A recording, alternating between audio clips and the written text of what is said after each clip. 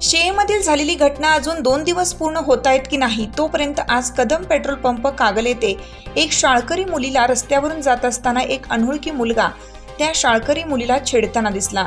तोपर्यंत तिथल्या आजूबाजूच्या नागरिकांनी व MIDC मध्ये कामाला जाणाऱ्या नागरिकांनी त्याला चांगला चोप दिला व अजून किती दिवस असे महाराष्ट्रामधील शाळा व कॉलेजच्या मुलींना महिलांना असे सहन करावे लागणार आहे। महाराष्ट्र सरकारने अशा आरोपीला कडक शिक्षा व कायदा काढावा। लवकरात लवकर जशी लाडकी बहीण योजना आपण आणली आहे तशीच एक लाडकी बहिणीच्या सुरक्षेसाठी एक कायदा आणावा, ही महिलांकडून व नागरिक यांच्याकडून सरकारला मागणी होत आहे। हिरकणी न्यूज करिता विजय शिंदे, उचगाव, कोल्हापूर। चालू घडामोडींचे अपडेट्स जाणून घेण्यासाठी आपल्या हिरकणी न्यूज चॅनलला सबस्क्राईब जरूर करा, लाईक करा, कमेंट करा आणि शेअर करा।